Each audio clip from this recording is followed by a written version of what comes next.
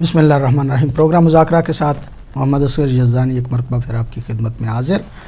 और आज सरकार इमाम ज़माना जल्लल्लाहु फ़रजहु शरीफ के हवाले से आपकी खिदमत में बाज़ मारूज़ात जो हैं वो पेश की जा रही हैं।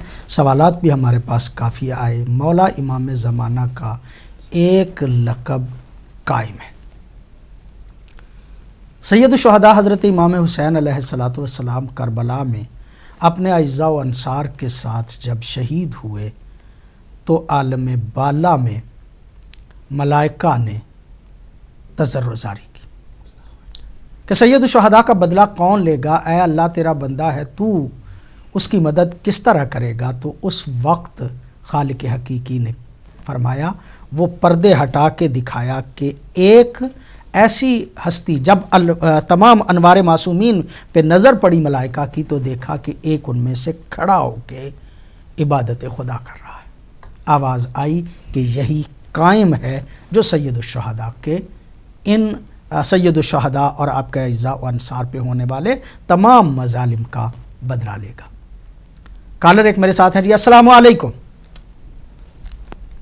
अस्सलाम वालेकुम। आपकी खिदमत में और दोनों उलमा कराम की खिदमत में बड़ा सलाम अर्ज़ करता हूँ जनाब। जनाब अली। जनाब छोटा सा सवाल है, वो पूछना मैंने ये है कि वो लोग मुबारक लोग हैं जो मामू का कीड़ा रखते हैं, जो 12 मामू को मानते हैं। मुसलमानों का एक बड़ा तादाद है वो तो मामू को मानते नहीं। बात मैंने ये पूछनी है जनाब कि ये जो लोग मानते हैं वो भी इतने सुस्त क्यों है कि 1.5-2 लाख से ज्यादा जो है वो शिया इधर जर्मनी और इंग्लैंड में रहते हैं। आप इतनी लोगों से रिक्वेस्ट करते हैं कि इमाम पाक का काम जो है आपका चैनल कर रहे हैं, लेकिन वो ज्यादा जो है अक्सरियत वाले 10 से मास्क नहीं होते, मेंबर नहीं बनते, इमाम पाक की काज के लिए काम नहीं करते। तो ये जब इमाम पाक आएंगे तो फिर इनकी सोच दूर होगी या पहले ही हो जाएगी। Thank you very much. इसका जवाब तो चाहिए। बड़ी नवाजिश, बड़ी मेहरबानी। काफ़ी सवालात उलमा इकराम आ गए लेकिन कालें मुसलसल हैं। अस्सलाम वालेकुम। अस्सलाम वालेकुम। वालेकुम अस्सलाम मौलाना साहब।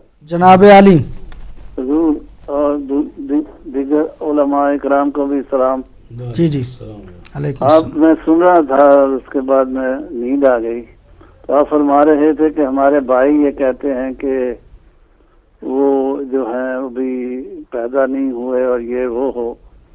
तो मेरा ख्याल है कि मौलाना साहब बुखारी साहब ने उसका जवाब सूरह बनी इसराइल से दिया था कि बिस्मिल्लाहिर्रहमानिर्रहीम मन कान फी हाज़ आमा व हुवा फिल आखिरत आमा व ज़लालहु सबीला। वो लोग जो अंधे हैं और वो आखिरत में भी अंधे होंगे क्योंकि उनका काम जो है और उनका जो रास्ता है वो सही नहीं है।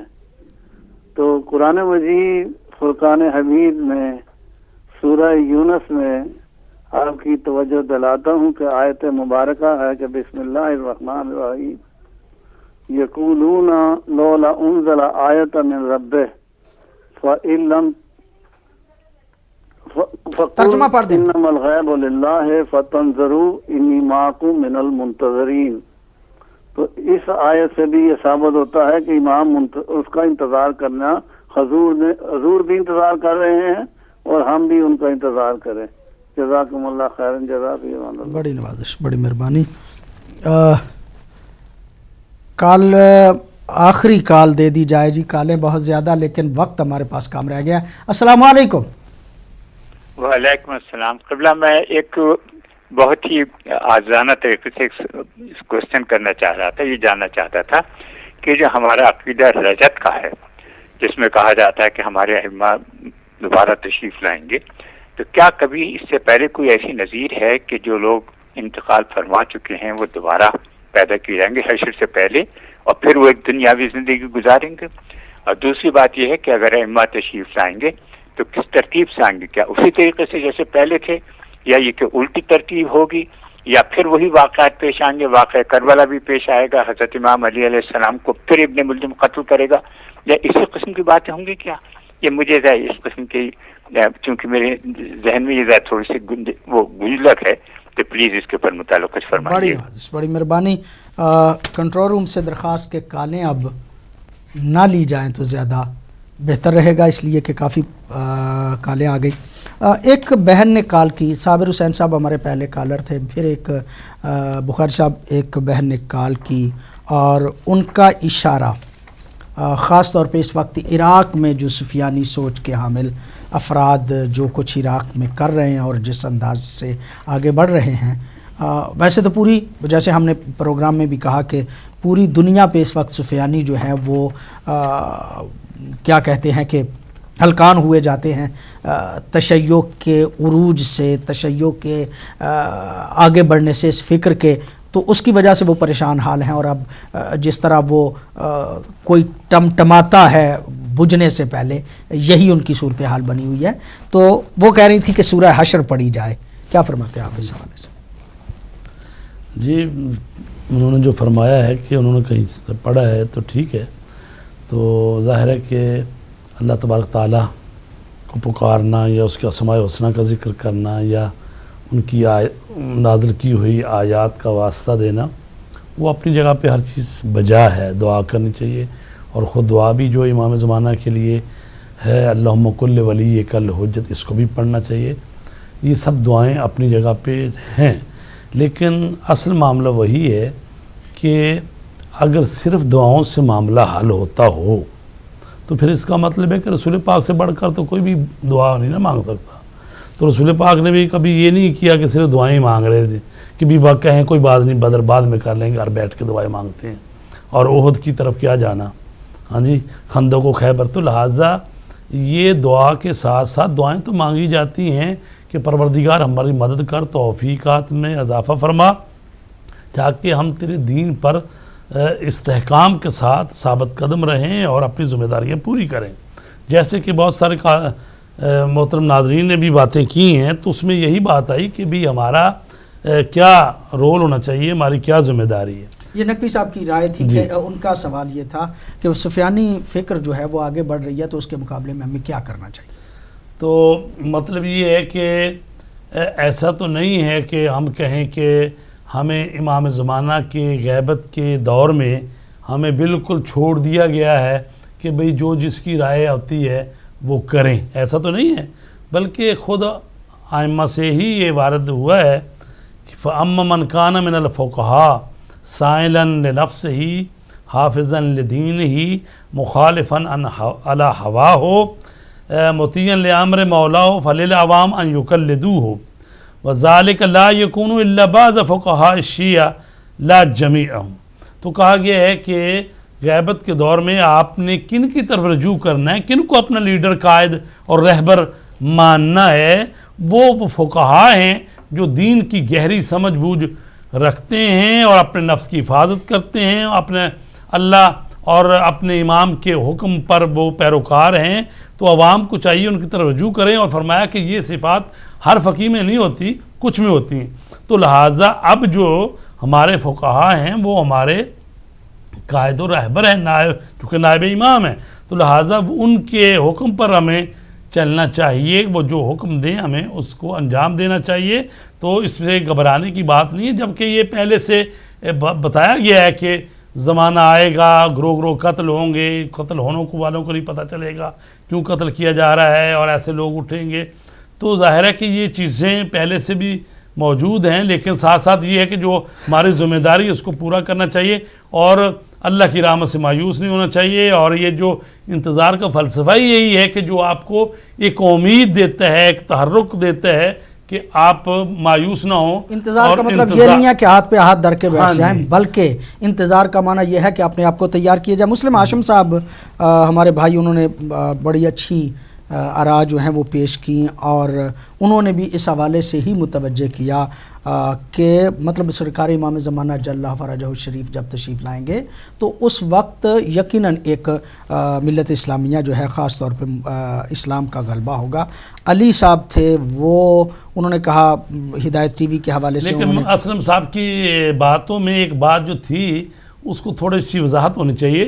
وہ کہہ رہے تھے کہ ہمیں اسی طرح مظلوم رہنا چاہیے، قتل ہونا کوئی بات نہیں، اچھی بات یہ ہے کہ سلسلہ جاری رہنا چاہیے۔ لیکن میں عرض کروں کہ یہ فکر نہیں ہے، مطلب یہ ہے کہ امام حسین علیہ السلام نے کربلا کے میدان میں یہ تھوڑی کہا کہ بھئی آؤ مجھے مار لو، نہیں، وہ قتل ہوئے بھی ہیں، قتل کیا بھی ہے۔ اور جب ہم پڑھتے ہیں کہ بھئی حضرت عباس علمدار نے مثلا 700-800 آدمی کو فنار کیا، حضرت علی اکبر نے 120 آدمیوں کو فنار کیا، امام حسین کے لیے کہا جاتا ہے 55 منٹ کی جنگ میں 1950 کوفیوں کو فنار کیا۔ تو ایسا نہیں ہے، یہ ہمارا نظریہ نہیں ہے، یہ کچھ لوگ اور ہیں جو کہتے ہیں جیسے کہ خلفاء کے دور میں ہوا، حکومت چھوڑتے نہیں، وہ کہتے ہیں جی ہم تو مظلوم ہیں، آؤ ہمیں آ کے مار لو، ہم یہ خلافت کی رضا نہیں چھوڑتے۔ مطلب یہ بات یہ ہے کہ اگر آپ کے پاس اللہ نے قوت دی ہے، طاقت دی ہے، تو اپنی عزت کا، اپنے مذہب کا، اپنے ملک کا، اپنی حفاظت کرنا واجب ہے۔ تو لہٰذا وہ ایسا نہیں ہونا چاہیے کہ نہیں کوئی بات نہیں، مار کے چلے جو چلو۔ مسلم ہاشم صاحب کا بھی یہ مطلب نہیں تھا کہ گردن آگے کر دینی چاہیے، لیکن پریشان نہیں ہونا چاہیے۔ حالات میں جتنی شہادتیں اور جتنے سخت حالات آ رہے ہیں، چونکہ انہوں نے ائمہ کی بھی مثالیں دی ہیں نا جی، تو ائمہ کی مثالیں اس لیے بنتی ہیں کہ ائمہ خود فرماتے ہیں، کبھی کہتے ہیں کہ اگر ان بھیڑوں کے ریوڑ جتنے ہی آدمی میرے ساتھ ہوں تو میں کھڑا ہو جاؤں، تو گنے گئے تو وہ 17 تھے۔ ہماری ذمہ داری یہ ہے کہ 40 افراد اگر آپ تیاری کریں اور اپنے آپ کو تیار۔ علی صاحب تھے، انہوں نے ٹی وی کی تعریف کی، ہم سب لوگوں کے حوالے سے دعائیں دیں، اللہ رب العزت ان کی توفیقات میں بھی اضافہ فرمائے، اور انہوں نے کہا کہ رسول پاک نے شعبان کو اپنا مہینہ قرار دیا، اور وہ بھی وجوہات جو ہے وہ انہوں نے، سوال ان کا بنیادی طور پہ کوئی نہیں تھا۔ ملک نوید صاحب مسکت سے تھے، وہ فرما رہے تھے، اور ان کا سوال جو ہے اس حوالے سے میں سمجھتا ہوں کہ ضروری ہے جواب دینا۔ وہ کہہ رہے تھے کہ امام زمانہ اجل اللہ فرجہ الشریف جب تشریف لائیں گے اور دنیا پہ عدل و انصاف کی حکومت قائم کریں گے تو وہ معجزے کے ذریعے سے کریں گے یا ان مادی وسائل سے؟ ظاہر ہے کہ جو تبدیلی آئے گی، ایسا نہیں ہے کہ لوگ کچھ نہیں کریں گے اور امام پھونک ماریں گے اور سب کچھ ٹھیک ہو جائے گا۔ معجزے کے ساتھ یہ دونوں چیزیں شامل ہیں۔ البتہ یہ بھی ہے کہ لوگ بھی اپنا، جیسے قبلہ نے بھی بات کی ہے اور خوبصورت آیت ہے سورہ حج میں، وَلَوْلَا دَفْعُ اللَّهِ النَّاسَ بَعْضَهُمْ بِبَعْضٍ لَهُدِّمَتْ صَوَامِعُ وَبِيعٌ وَصَلَوَاتٌ وَمَسَاجِدُ يُذْكَرَ فِيهَا اسْمُ اللَّهِ كَثِيرًا، کہ اگر بعض لوگوں کے ذریعے خداوند عالم دفاع نہ کرے، یعنی کچھ لوگ ہیں جو دین کی ناموس اور دین کے شعون اور دین کی حاکمیت کے دفاع کے لیے اپنے آپ کو آگے بڑھاتے ہیں، تو دنیا سے، اس عالم سے عبادت خانے ختم ہو جائیں، خدا کی عبادت اور بندگی ختم۔ لہٰذا ایسا نہیں ہے۔ اور امام علیہ السلام جب تشریف لائیں گے، اب یہ مرحلہ وار ہے، اب یہ بھی نہیں ہے کہ ادھر امام کے ہاتھ میں تلوار ہوگی اور ادھر گردنیں نیچی ہوں گی۔ یہ اصلاً انبیاء علیہ السلام کی سیرت طیبہ کے برخلاف ہیں۔ ہاں، پہلا مرحلہ یہ ہے کہ اتمام حجت فرمائیں گے، دنیا والوں کو دلیل اور برہان سے ثابت کریں گے۔ ہاں، جو ضدی ہوگا، باوجود دلائل کے، باوجود براہین کے، باوجود سمجھانے کے نہیں سمجھے گا اور پھر بھی تلا رہے گا جنگ کرنے پہ، ظاہر ہے اس کے لیے تلوار ہی ہوگی۔ اور یہ سارے کام اس طرح ہاں، ظاہر ہے کہ جو خدا کے لیے پھر نکلتا ہے تو پروردگار کا وعدہ ہے جو اللہ کی مدد کرے گا۔ ویسے تو معصومین کی ساری زندگی معجزہ ہے، لیکن اعجاز اس طرح سے نہیں ہے کہ اعجاز کے ذریعے سے ہو، بلکہ ایسا نہیں ہے کہ امام ادھر ہم کچھ نہیں کریں گے اور امام ادھر پھونک ماریں گے اور سارا کچھ ٹھیک۔ بخاری صاحب قبلہ ان کا ہی دوسرا سوال تھا کہ آج ہم اپنا دفاع نہیں کر سکتے تو اس وقت مادی وسائل کے ذریعے سے کیسے دفاع کر لیں گے، کیسے کائنات کو اپنے زیر نگین کر لیں گے؟ دیکھیں جی، یہ اسی پچھلے سوال سے ہی ریلیٹڈ ہے۔ ایسا ہے کہ جب ہم یہ کہہ رہے ہیں کہ جب امام زمان علیہ السلام آئیں گے تو وہ ایک تو انسانیت آمادہ ہوگی، وہ اس لیے کہ ظلم و جبر اور یہ اقوام متحدہ اور دوسرے سب ادارے سارے یہ جو بنے ہیں، جو عدل و انصاف کی باتیں کرتے ہیں، حقوق انسان کی بات کرتے ہیں، یہ سارے تقریباً فیل ہو چکی ہیں اور فیل ہو رہے ہیں۔ تو انسانیت جو ہے اس طرف آگے بڑھ رہی ہے کہ نہیں، ایسے الہی انسان کی ضرورت ہے، منجی عالم بشریت کی ضرورت ہے، تو لوگوں میں ایک آمادگی آ چکی ہوگی۔ ٹھیک ہے، دوسری یہ بات یہ ہے کہ اللہ تبارک تعالیٰ نے چونکہ وہ اپنا آخری نمائندہ رکھا ہے، تو اللہ نے اپنے نمائندوں کو 1,24,000 انبیاء بھیجے، اس میں سینکڑوں کی تعداد میں قتل ہوئے، شہید ہوئے، آرے سے کٹے، زندانوں میں گئے۔ تو اب جو یہ آخری نمائندہ ہے، اس نے ابھی مار نہیں کھانی، یہ بتا دوں میں آپ کو کہ یہ نہیں ہے کہ اب وہ، چونکہ وہ اس میں بتایا گیا ہے کہ امام تو غائب اس لیے ہوئے ہیں کہ تاکہ ان کی گردن پر زمانے کے کسی طاغوت کی بیعت نہ ہو، تو لہٰذا یہ پچھلے سوز ہٹ کر معاملہ ہے۔ اب جو آئے گا وہ جہاں پر اس نظام کو ٹھیک کرے گا، وہاں اس کے ہاتھ میں جو اللہ کی دی ہوئی قوت اور طاقت ہوگی اس کا استعمال کرے گا اور ظالموں کو نیست و نبود کرے گا، تو لہٰذا معجزات بھی بہت زیادہ ہوں گے اور ساتھ عوام بھی ہوں گے. اور روایتوں میں ہے کہ 8 سال یا 9 سال لگیں گے تو مشرق وسطیٰ میں وہ آئیں گے، خانہ کعبہ کے پاس عراق میں اپنی حکومت قائم کریں گے. تو سب سے پہلے تو وہ علاقہ اور اس کے بعد اگلا علاقہ. تو لہٰذا پوری دنیا پر جب وہ حکومت کریں گے تو معجزات بھی ہوں گے اور مادی اور معنوی دونوں چیزیں ساتھ ساتھ ہوں گی. تو ایسا نہیں ہے آپ کہہ رہے کہ ہم اس وقت کیسے اپنا دفاع کریں گے. یقینی طور پہ امام زمانہ جب تشریف لائیں گے اعجاز بھی ہوگا اور مادی اور معنوی سارے کام ہوں گے. محمد علی صاحب نے آپ سادات سے کہا ہے کہ آپ اکٹھے ہو جائیں. ساری امت کو اکٹھا ہونا چاہیے. سادات بہرحال سادات ہیں. اصل میں محمد علی صاحب سادات کی رہبریت کے قائل ہیں. وہ سادات سے محبت وہ کہتے ہیں کہ سادات آگے لگیں. اللہ کرے جو اہل ہیں وہ سارے کے سارے جو ہیں. بڑی نوازش، بڑی مہربانی. قبلہ علی نے جرمنی سے کال کی اور وہ شب برات کے بارے پوچھ رہے تھے، یعنی نیمہ شعبان. جی کل جو ہے نا جی جمعرات ہے، جب وہ گزر جائے گی تو جو شب آ رہی ہے شب جمعہ جو ہے وہ نیمہ شعبان 15 شعبان ہے اور اسی میں شب برات اس کو کہتے ہیں. اور اس میں نورن علی نور یہ ہے کہ یہ شب برات رسول پاک کے زمانے سے چلی آ رہی ہے اور جب امام زمانہ کی بھی ولادت اس شب میں ہو گئی تو سونے پہ سہاگا ہو گیا اور اس کے اعمال اور جو سب چیزیں ہیں وہ کل کی رات ہے. کل. بڑی مہربانی. قبلہ ایک ہمارے بزرگ نے کال کی اور اس نے کہا کہ امام زمانہ نہ خود گئے ہیں نہ خود آئیں گے، مصلحت امام اللہ کے تحت وہ گئے تھے، مصلحت اللہ کے تحت ہی وہ آئیں گے اور اللہ کی امداد ہی کے ساتھ یہ سارا کام ہوگا، مادی وسائل نہیں ہوں گے. اگرچہ اس کا جی وہ ظاہر ہے لا حول ولا قوت. اب بھی جو کچھ ہو رہا ہے یہ کسی کی اپنی ذاتی مسئلہ ہے. لا حول ولا قوت الا باللہ العلی العظیم. کائنات میں ہر حرکت اور ہر جو چیز ہے وہ اللہ سے ملتی ہے تو اس وقت اس کا ظہور نمایاں ہو جائے گا.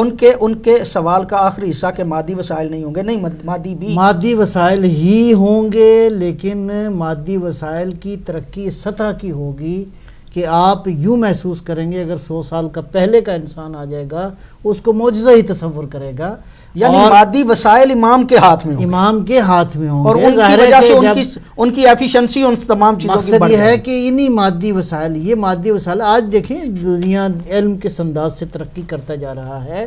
ابھی تو بہت ساری حقیقتیں، ابھی تو 2 حرف کا جیسے بتایا گیا روایتوں میں 27 میں سے تو 27 میں سے 2 حرف کا ابھی امام آئیں گے تو 25 حرف کا علم اور آئے گا. تازہ جو تحقیقات ہیں فرض کریں، میں ایک ایسی برسبیل تذکرہ ایک بات عرض کر رہا ہوں. کل پرسوں میں پڑھ رہا تھا کہ یہ کیمرہ جو ابھی مطلب 13 میگا پکسل ہے، 15 میگا پکسل ہے، اللہ نے یہ جو آنکھ بنائی ہے 576 میگا پکسل ہے. انسان تصور نہیں کر سکتا کہ کس طرح یہ آنکھ جو ہے وہ ان حقیقتوں اور امام زمانہ بھی بہت دور تک آپ کی آواز پہنچے گی اور لوگ بھی دیکھیں گے. امام ظاہر ہے انہی وسائل کے ساتھ ہے اور یہ وسائل ظاہر ہے کہ خداوند عالم ہی کی دیے ہوئے طاقت اور قوت کے ساتھ جو ظاہر ہے جو 313 کا پہلا ہراول دستہ ہے ادھر امام آئیں گے، ظہور کریں گے، اعلان ہوگا تو جہاں جہاں ہوں گے وہ طے العرض کر کے وہاں پر پہنچ جائیں گے. تو یہ سب سے پہلے تو وہی ان کے جو شاگرد بننے والے ہیں جو ہراول دستہ بنے وہی معجزے دکھائیں گے کہ وہ پہنچ جائیں گے وہاں پر. بڑی نوازش، بڑی مہربانی. قبلہ بخار صاحب ایک ہمارے بھائی نے بڑے درد مندانہ انداز میں کہا کہ لوگ اکٹھے، مومن جو ہے وہ اکٹھے نہیں ہو رہے، وہ پوری طرح سے اتحاد نہیں کر رہے. اگر وحدت ہو، اتحاد ہو تو ہدایت ٹی وی کے ممبر بن جائیں. اس انداز سے بھی یہ تبلیغ جو ہو رہی ہے آگے بڑھے. کیا فرماتے ہیں آپ؟ جی بالکل ٹھیک کہا انہوں نے کہ اگر مومنین جو ہیں وہ پوری طرح دین کی طرف متوجہ ہو جائیں تو ظاہر ہے کہ ابھی تو یہ 2-3 چینل ہیں، یہ تو اس کا مطلب ہے یہ تو چینل بھی بڑھ سکتے ہیں جو چل رہے ہیں اور مزید بہتر ہو سکتے ہیں، تبلیغ کا سلسلہ بہتر ہو سکتا ہے. تو ظاہر ہے جو قوم جب دینی شعور سمجھ لے اور پھر چیزوں کو اپنی ملکیت نہ سمجھے، اللہ تبارک تعالیٰ کی ملکیت سمجھے، تو ظاہر ہے پھر اللہ کے راستے میں دینے کے لیے وہ اسی روش کو اپنائیں گے جو اللہ اور اس کے رسول کی روش. بڑی نوازش قبلہ بخاری صاحب، بڑی مہربانی. قبلہ ندوہ حسن صاحب پروگرام میں آپ شامل ہوئے.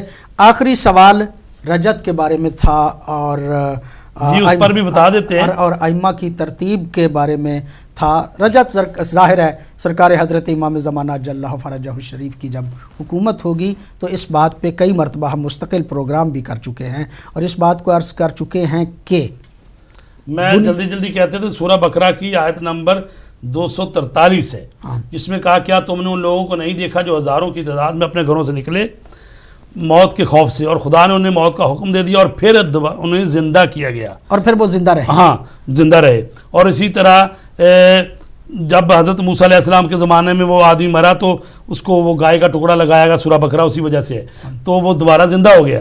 اسی طرح حضرت موسیٰ علیہ السلام 17 آدمی کو ساتھ لے کے گئے زندہ اور وہ ہوئے، مارے گئے اور پھر دوبارہ زندہ ہوئے. اور حضرت عیسیٰ علیہ السلام نے جو 11 یا 16 بندوں کو زندہ کیا وہ زندہ رہے اور انہوں نے شادیاں کی. کہف میں سورہ کہف میں وہ لوگ جو ہیں وہ زندہ ہوئے. پھر حضرت عزیر علیہ حضرت عزیر 100 سال بعد زندہ. رجب کے حوالے سے پروگرام پروگرام جو ہے وہ کافی مرتبہ ہم نے کیا، اور اس میں سرکار حضرت امام زمانہ جل اللہ فرجہ الشریف کے ناصران میں سے اس دور کے متقی لوگ آئیں گے جو بڑے بڑے تقویٰ، اور اس دور کے پرانے دوروں کے جو بدبخت ہیں ان کو بھی دوبارہ زندہ کیا جائے گا. ائمہ معصومین علیہم الصلوۃ والسلام کی حکومت ہوگی. ہمارا مذہب اور عقیدہ یہ ہے کہ سرکار امام زمانہ جل اللہ فرجہ الشریف کے بعد حکومت باقی ائمہ کی بھی ہوگی، لیکن وہ حکومت جو ہے اس کی ترتیب کیا ہوگی؟ کیا وہی ترتیب کہ جو ائمہ کی پہلے تھی؟ اس کا کوئی ذکر نہیں ہے. اجمالی طور پہ اتنا ہی ایمان رکھنا چاہیے کہ ائمہ معصومین علیہم الصلوۃ والسلام تشریف لائیں گے. کون کون تشریف لائیں گے، کون کون تشریف نہیں لائیں گے، اس کی تفصیلات میں بھی جانے کی ضرورت نہیں ہے. البتہ پھر وہ تاریخ اسی طرح دہرائی جائے گی ایسا بھی نہیں ہوگا، بلکہ یوں ہے کہ حکومت قائم ہوگی، نظام الہی قائم ہوگا، اور وہ لوگ کہ جو نیک اور متقی ہیں ان کو اسی دنیا میں ایک مسرت اور خوشی ہوگی حکومت الہیہ کی، اور بدبخت جو ہیں وہ ذلیل و رسوا ہوں گے. اور خاص طور پہ وہ کہ جو سید الشہداء کے دشمن ہیں اور جناب سیدہ کے دشمن ہیں، ان سے ایک حد تک اسی دنیا میں انتقام لیا جائے گا تاکہ سیدہ بھی راضی ہو اور پوری کائنات کے ملت اسلامیہ کے افراد بھی راضی ہوں. محمد اصغر یزدانی کو آج کے پروگرام سے اجازت دیجیے. السلام علیکم ورحمۃ اللہ وبرکاتہ.